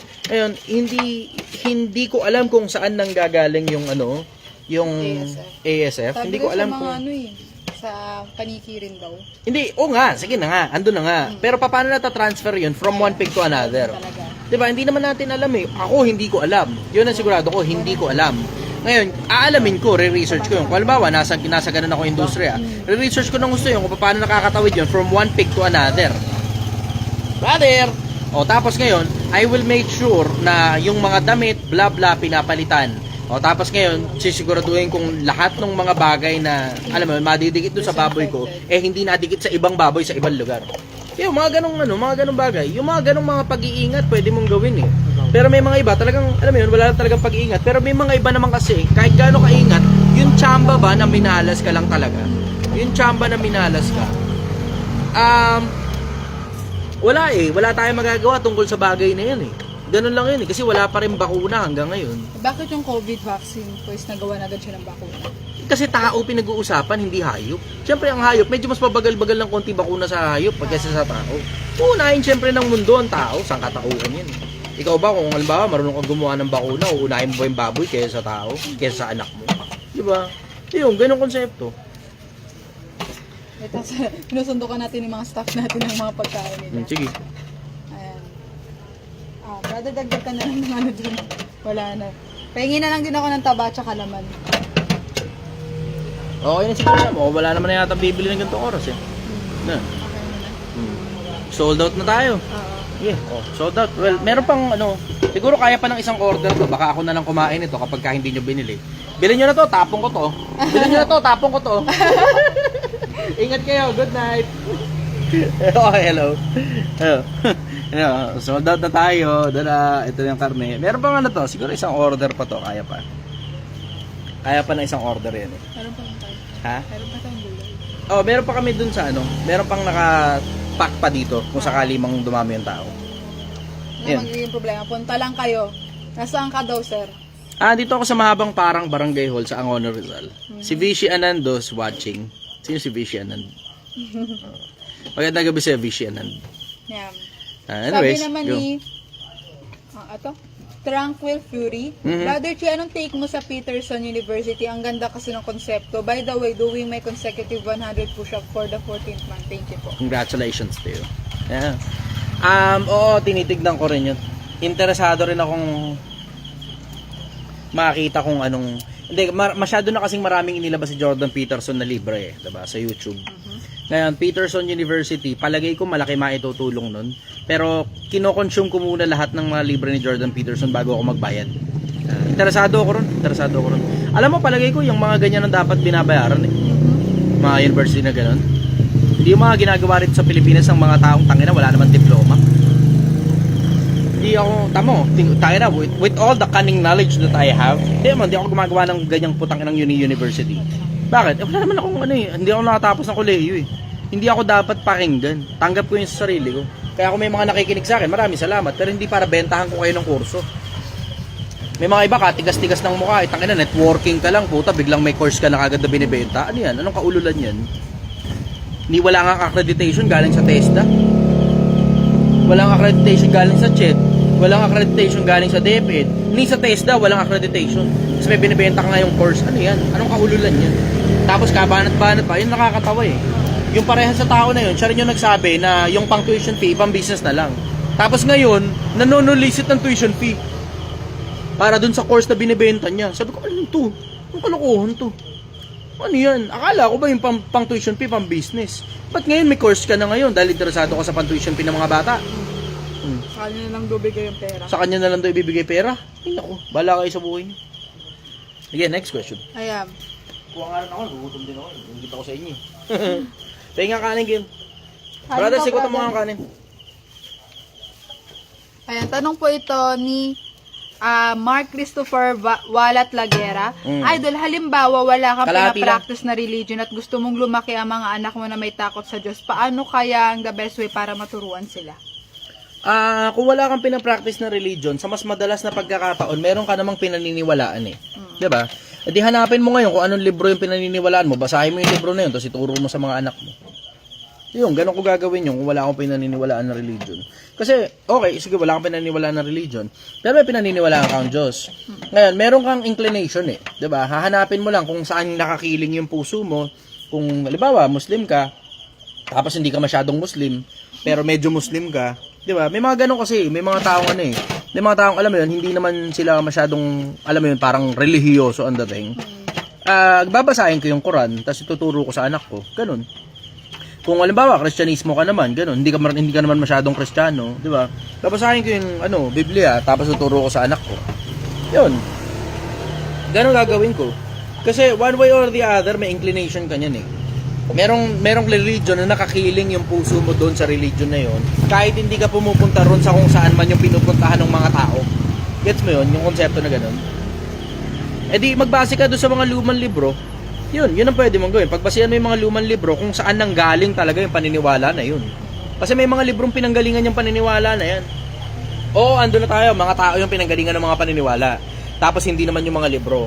Pero andun na rin tayo sa punto na wala naman na yung mga tao na yan, patay na sila eh. Pero may mga librong sinulat sila. Yun ang pwede mong pagbasihan. Yun ang sagot ko ron. Ito. Sorry, sumunguya pa. Okay. Sabi naman ni Ana Ann, Paano po baguhin yung toxic na people? Hindi naman mahiwalayan kasi love. Hindi, accept the fact na hindi lahat ng tao may control ka. Alam mo ng toxic, bawasan mo na lang yung oras mo sa kanila. Diba? Kasi mamimili ka lang naman sa dalawa eh.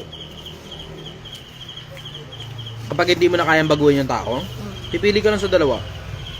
Either babawasan mo yung oras mo dyan sa mga tao na yan, kasama na rin doon, baka pwedeng ikat mo na, o madadamay ka sa katoksikan yan.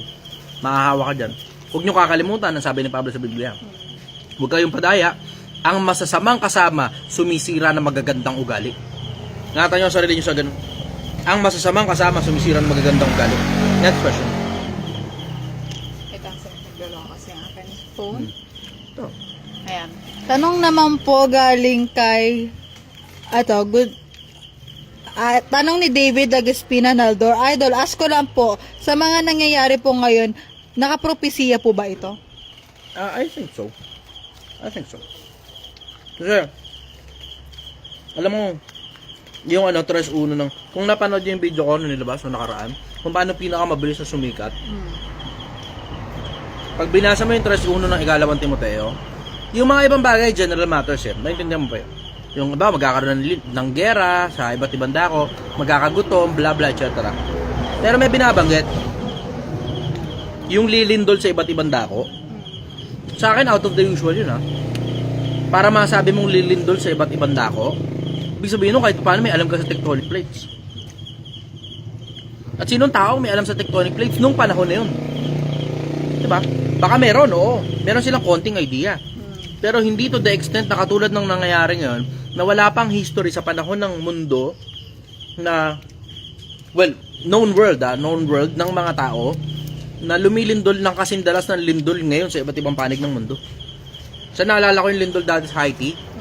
Yung Haiti, di ba naalala mo yan? Nakumanta pa sila Michael Jackson. Naalala ko yung lindol dati sa Haiti. Nung lumindol ng malakas doon, marami na daming structure. Tapos, nagtulong-tulong ang buong mundo para makatulong sa Haiti. Ngayon, pag lumindol na malakas, halos wala nang pumapansin kasi nagiging normal na eh. Tema sa Davao, regular na lindol. Maya, parang halos buwan-buwan yata, lumilindol na malakas eh. Hindi normal yun May sasabog na yung Mount Canlaon na naman eh. Oo, sasabog na yung Mount Canlaon. Gets nyo yun? Weirdo yun. Tapos yung 3-1 na ikalawang Timoteo, na ang nakasulat doon, yung eksaktong ugali ng mga tao ngayon. Maibigin sa salapi, maibigin sa sarili. Ngayon lang ako nakakita ng ganito. Yung panahon na hindi na importante kung tama pa o mali na yung ginagawa mo, basta marami kang pera. Ngayon lang ako nakakita ng panahon na katulad nito na ipinagtatanggol ng mga tao, yung mga taong katulad ni Bugoy. Ngayon lang ako nakakita ng ganitong klase ng panahon. Na kahit mali na yung sinasabi mo, pinagtatanggol ka pa rin ng mga tao. Ngayon lang talaga ako nakakita ng ganitong panahon. Tapos, ngayon lang din ako nakakita ng ganitong klase ng panahon na kahit mali na yung ginagawa mo, okay lang basta hindi ka nadidimanda. Okay lang basta hindi ka nadidimanda. Ewan ko, weirdo tong panahon na to. Weirdo. Ngayon lang ako nakakita ng ganitong panahon. Sorry. Okay, next question. Tanong ni Nel Rosario Lutado. Good morning, Idol. Tanong ko lang po, nag-church po ba kayo tuwing araw na linggo? Ano pong church ang lugar? Maraming salamat po sa pagsagot. Thank you. Hindi ako makasagot. Tungkol sa bagay yan, hindi ko masasagot yung tanong nyo. Kasi, pag sinagot ko yung tanong mo, kasi parang nag-endorso na rin ako ng religion. At hindi ko gagawin yun. Bakit? Kasi paano kung mali pala ako? Ang dami ko ngayon na isama sa impyerno. Diba? Nakakatawa naman to. All caps pa siya oh. Wag muna kayong, pati yung Project 1 mo. Profile picture niya. Wag muna kayong mag-comment para mabasa yung comment ko. Madam Gail, pa-shoutout ako. O yan, ako na nagbasa, Nabs GL. Yeah, next question. Ayan, tanong ni Bogart Bogs. Idol, 20 years from now, propeta o presidente ng Pilipinas? Wala dun sa dalawa. 20 years from now, baka patay na ako by then. 20 years from now, I hope to be accepted by my God. 20 years from now, baka bulok na ako sa ilalim ng lupa. Yun. Okay. Yun na muna. Tanong naman po ito ni Aris Gernale. Boss, okay lang ba na umiwas sa mga kaibigan na nag-aaya sa'yo, lalo na kung ang dahilan ay iinom lang? Sana mapansin. Salamat po. Paminsan-minsan okay lang naman yun. Paminsan-minsan. Pero pag lahat na lang ng oras mo napupunta ron. Kasi alam mo naman sa sarili mo kapag sinasayang mo na lang yung oras mo eh. 120 po with rice na. Yes po, with rice na. Sinigang po. Alam mo naman sa sarili mo, sinasayang mo na lang yung oras mo.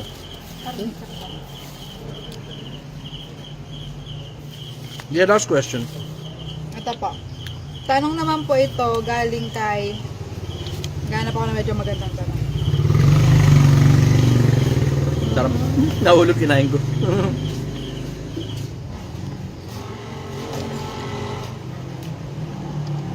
Ganap ako na medyo maganda-gandang tanong. Ito maganda oh. Idol Chester, paano po malalaman kung totoo ang iyong kaibigan? Pag hindi ka na... Hello.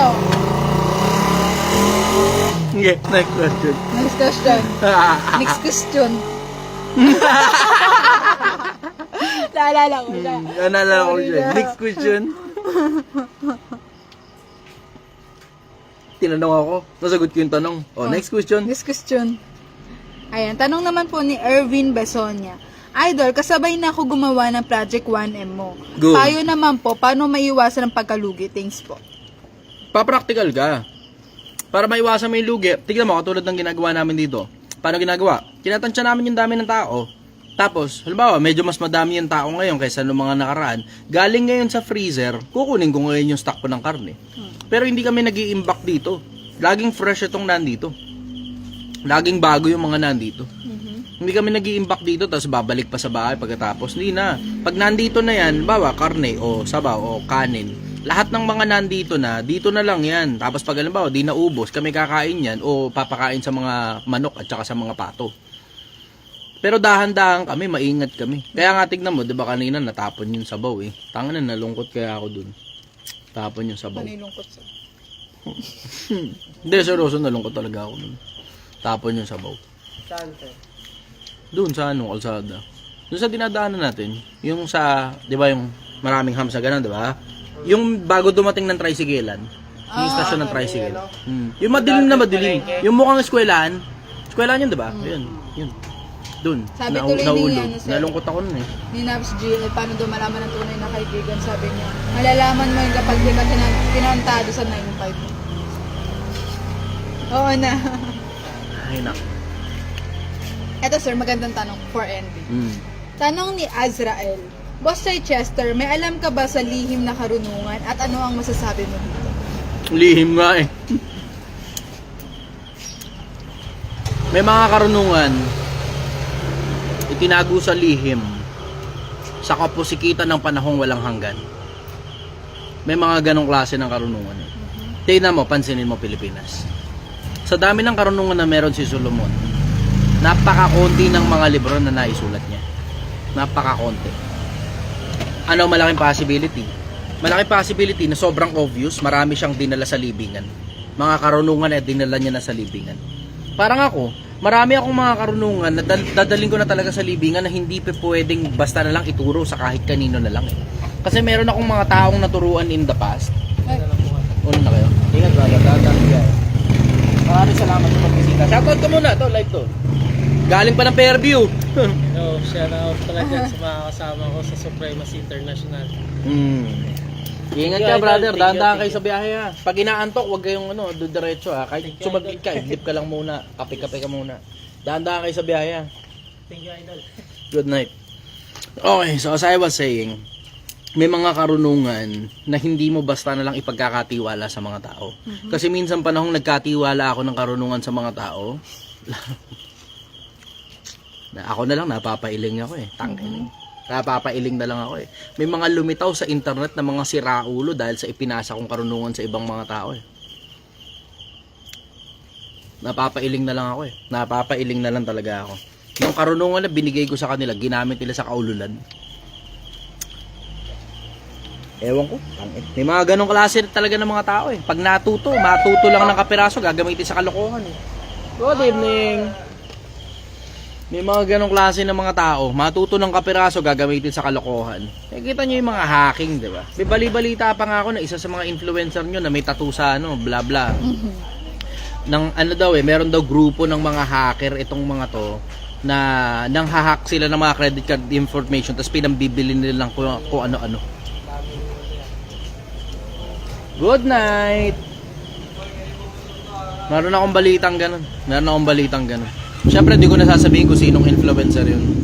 Pero meron ako nabalitaan ganun dun sa isa sa mga influencer na yun. Ito nakaraan nga lang merong parang rapper yata na nakulong. Makita nyo ba yun, yung balita na yun? Sino yun? Hindi sinabi, no? Sinabi. Hindi, wala sinabi. Walang sinabi. Merong rapper na kulong. Hindi dinisclose. Dahil, syempre, meron siyang alam, tapos yung alam, ginamit sa kalokohan. Diba? Yun ang sinasabi. Credit diba? card scheme din yun Oo. Hindi lahat ng karunungan ibibigay nyo sa mga tao. Gaya nga ng sabi ni Pedro yata nagsabi nun Huwag nyong ibibigay ang mga perlas sa mga baboy. Huwag ninyong ibibigay ang mga perlas sa mga baboy. Do not give your pearls unto the swines. Huwag bibigay mga perlas sa mga baboy. May mga karunungan talagang dapat tago mo na lang. Etong paggawa nga ng pera, totoo, kung hindi nga lang talaga masyadong maraming ulul na influencer yung nagpapanggap na payayamanin ka nila, hindi ko lalabas to Itong Project 1M to. Kung hindi dahil doon sa mga siraulong influencer na tangina manloloko talaga ng kapwa-tao na pag mag-sign up ka daw sa course nila, in 3 months magiging milyonaryo ka. Tangina mga hayop na yan. Mga ulul Ang totoo ginagawa talaga nila, sila nagpapayaman. Yung mga nauuto nila, tangina kawawa. Tapos ang pinakamabigat na parte doon, hindi mo pwedeng i-demanda yung mga tao na yan. Bakit? Ano i-demanda mo sa kanila? Diba? Wala pang cash. Oo, yung baryang kinuha nila sa'yo, yung yung 7,000 na sign up, bla bla, 8,000, 9,000, hindi pa sapat yun para magsampa ka ng kaso sa kanila Kasi yung isinampa mong kaso sa kanila, tangina gagastusin mo 100,000 para lang. Tangina para lang.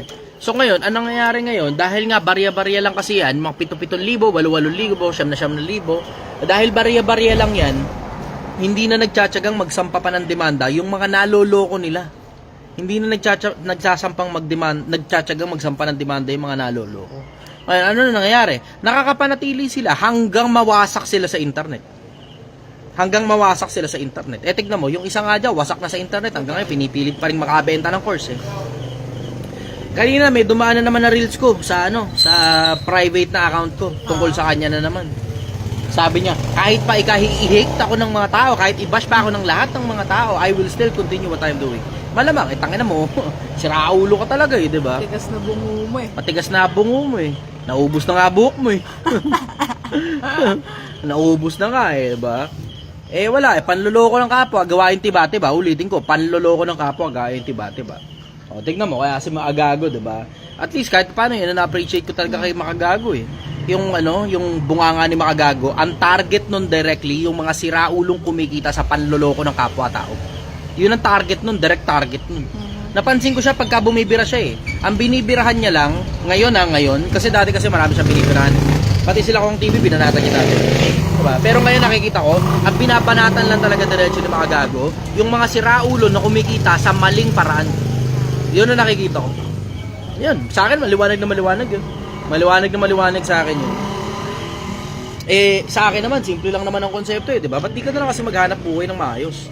Kaya nga, ito nga, tignan mo, yung Project 1M, kaya nga nilabas ko ito sa social media Para yung mga tao na gustong kumita ng 1 milyong piso, gustong makaipon, gustong makahawak ng 1 milyong piso na sarili nila, ito pwede mo ngayon sabayan. Mano-mano, pinapakita ko na ngayon sa'yo kung paano ginagawa pera.